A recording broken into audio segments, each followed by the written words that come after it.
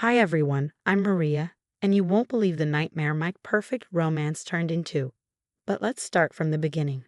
8 months ago, my life was exactly where I wanted it. At 28, I had climbed my way up to marketing executive at Thompson and Gray in Chicago. Coming from a middle-class family in Milwaukee, I'd put myself through college and built my career from scratch. Fashion was my escape, and I worked hard to afford the designer pieces I loved.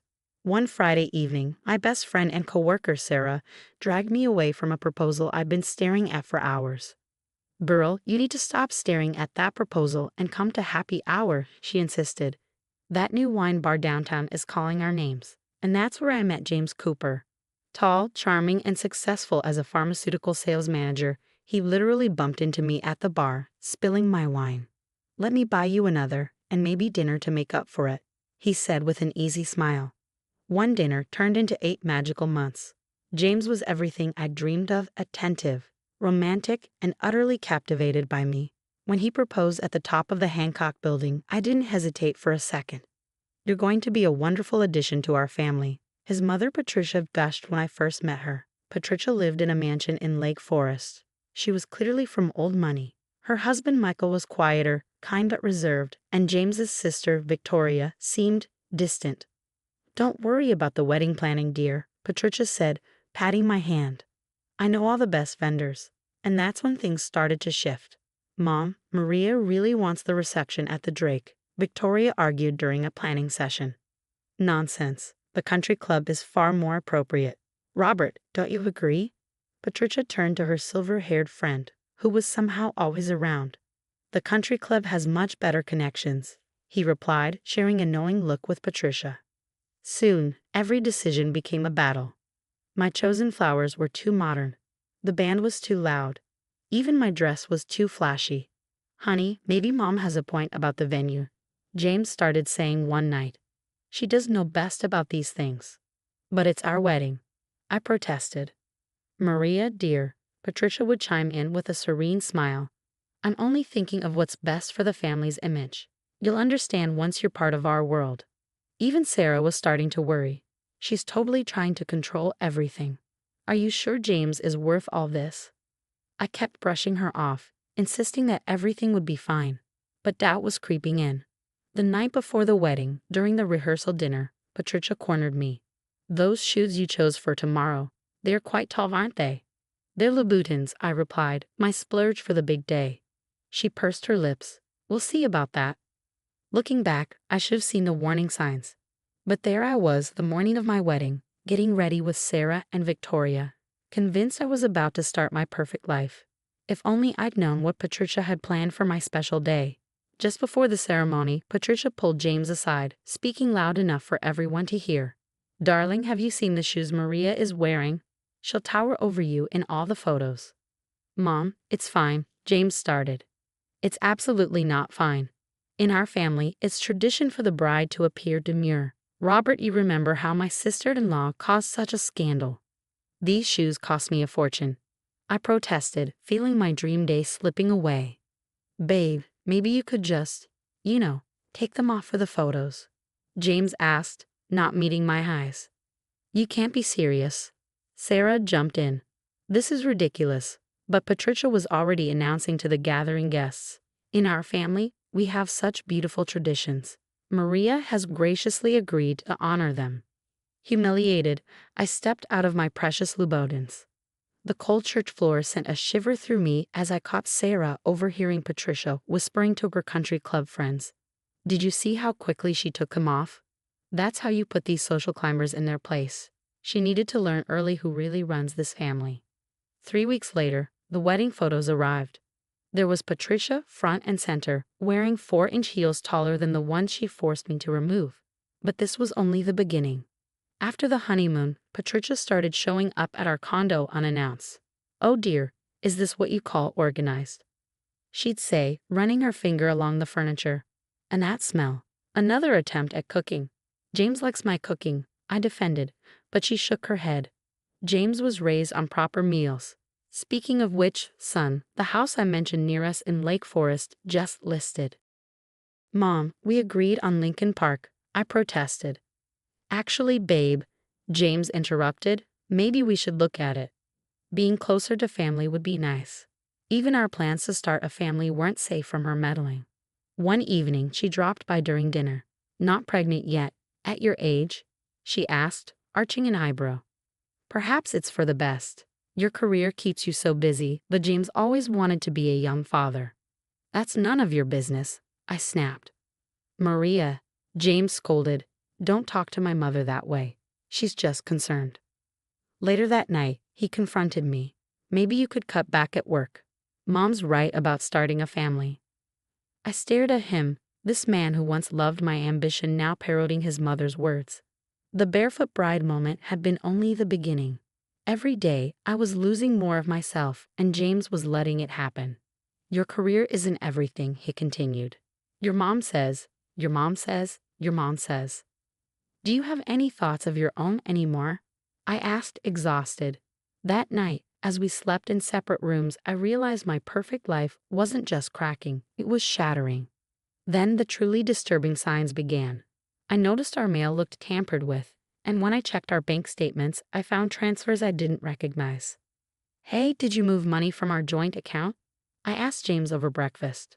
Oh yeah, Mom suggested some investments. Don't worry about it. Don't worry about it, it's our money. Why does she even know our account details? I've always kept her on my old accounts. She's great with finances. That same day, my boss called me into his office. Maria, we received some concerning calls about you. Someone suggested you're planning to leave for a competitor. My blood ran cold. Who? Who said that? They wouldn't identify themselves, but they seemed to know a lot about you. At lunch, Sarah dropped another bombshell. Girl, you need to know, Patricia's been telling everyone at the country club that you're unstable and struggling with the demands of being a Cooper. I was shaking with rage when Victoria unexpectedly showed up at my office. I can't watch this happen again, she said, looking nervous. You're not the first, you know. James was engaged before, to a girl named Rachel. What? He never mentioned her. Mom made sure he'd forget. Rachel was too independent, too career-focused. Sound familiar? Mom started with small things, criticizing her choices, monitoring her movements. By the end, Rachel was a mess. She left James a week before the wedding. That night, James and I had our biggest fight yet. Your mother is destroying our lives, I shouted. You're being paranoid. Mom would never. She's reading our mail, spreading rumors, calling my work. See, this is exactly what I mean. You're imagining things. Maybe you should talk to someone. Then came the final straw. Patricia and Robert showed up for dinner uninvited, as usual. I've been telling James about this amazing investment opportunity. Rob smiled. Guaranteed 40% returns. We're putting in most of our savings, James announced proudly. Mom's friend Robert knows his stuff. Late that night, I called Sarah. I need help investigating Robert. Something feels off. 2 days of digging, and Sarah called me back. Maria, this guy had 3 companies shut down for suspicious activity. There are forum posts warning about his investment schemes. I need to get out before it all explodes. Help me plan. Already on it. I've documented everything, the mail tampering, the unauthorized account access, the workplace harassment. My cousin's a lawyer, and my spare room is yours whenever you need it. Looking at my perfect husband, sleeping peacefully beside me, I realized he was just another puppet in Patricia's show, and I refused to be part of the performance any longer. While secretly packing my life into storage, the news broke like a tsunami. Robert was arrested, his investment firm exposed as a massive Ponzi scheme. Our savings, along with millions from other investors, had vanished. Mom, how could you let this happen? James screamed into the phone. That was all our money. How was I supposed to know? Patricia wailed. I lost everything too. But the money was just the beginning. As investigators dug deeper, they uncovered Robert's connection to numerous fraudulent schemes, and Patricia's name kept popping up in the documents. Did you know she was getting kickbacks for bringing in new investors? Victoria revealed. She's been doing this for years at the country club. The social fallout was spectacular. The same people Patricia had been spreading rumors about me to were now sharing stories of her manipulative behavior. Years of controlling schemes, destroyed relationships, and financial misconduct came to light. Your mother didn't just destroy our marriage, I told James, packing the last of my things. She destroyed your whole life, and you let her. Maria, please, I see it now. We can fix this. Like you fixed things when she made me walk barefoot at our wedding. When she stalked our lives. When she tried to ruin my career. No, James, I'm done. I'd already accepted the New York position. Sarah, who'd been my rock through all of this, was coming too. Her talent had caught my new boss's eye. Ready to start our new chapter, we boarded the plane together. A year later, I stood in my Louboutins, the same ones I wasn't allowed to wear at my wedding, preparing to give the keynote speech at the National Marketing Summit. My team's innovative campaign had just won its third major award. Victoria sat in the front row. She'd finally broken free from Patricia's control and moved to Boston, starting her own business. We'd grown closer than ever. Through the industry grapevine, I'd heard that James and Patricia were facing bankruptcy proceedings. Their reputation in Chicago was ruined. The mighty Coopers had fallen, destroyed by their own toxic behavior. Looking out at the audience in my designer heels, I realized that walking barefoot at my wedding wasn't just a humiliation. It was the universe showing me who these people really were. Every step I'd taken since then, every decision to stand up for myself, had led me here. Success isn't just about climbing the corporate ladder. I began my speech. It's about knowing your worth and refusing to let anyone make you feel small. My phone buzzed, another text from James, begging for reconciliation. I deleted it without reading it.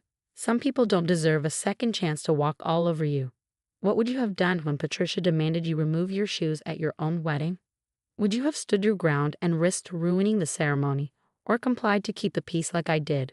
Sometimes that first moment of giving in opens the door to years of manipulation. Drop your thoughts in the comments below if you've dealt with toxic in-laws. I'd love to hear your story.